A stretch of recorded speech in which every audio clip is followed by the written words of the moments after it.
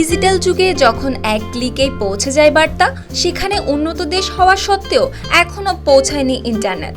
গল্পের মতো শোনালেও সত্যি পৃথিবীর এক কোণে এখনো চিঠি পৌঁছে দিতে নৌকা বেয়ে খাল পাড়ি দিতে হয় এই ডাকপিয়নকে।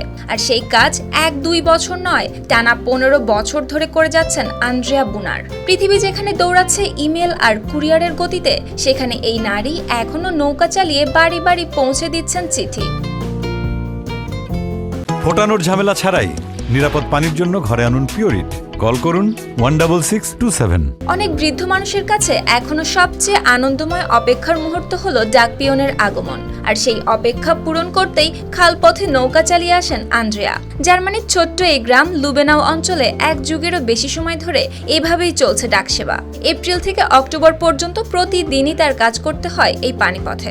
সকালে বৈদ্যুতিক গাড়িতে শহরের বিভিন্ন জায়গায় পার্সেল পৌঁছে দেন তিনি, আর বিকেল হলেই নৌকা নিয়ে বেরিয়ে পড়েন লেহটে গ্রামের খালপথে। সেখানে প্রতি সপ্তাহে প্রায় 65টি বাড়িতে 600টির বেশি চিঠি, আরও 80টির বেশি পার্সেল পৌঁছে দেন আন্দ্রেয়া। তবে কাজটা মোটেও সহজ নয়। শীতকালে বরফ জমে যায় পথঘাটে, অনেক জায়গায় সেতু পেরিয়ে হাঁটতে হয়, আবার কোথাও নৌকা টেনে নিতে হয় সরু খালপথে। তারপরও থেমে থাকে না এই ডাকসেবা। আন্দ্রেয়া জানান, এই অঞ্চলে নৌকায় করে ডাক বিলির ইতিহাস অনেক পুরনো।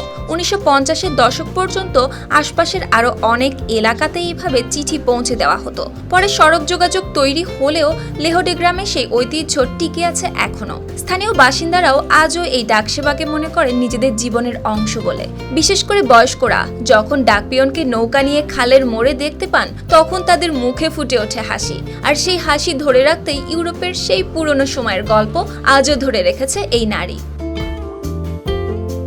সুপ্তি রায়, RTV।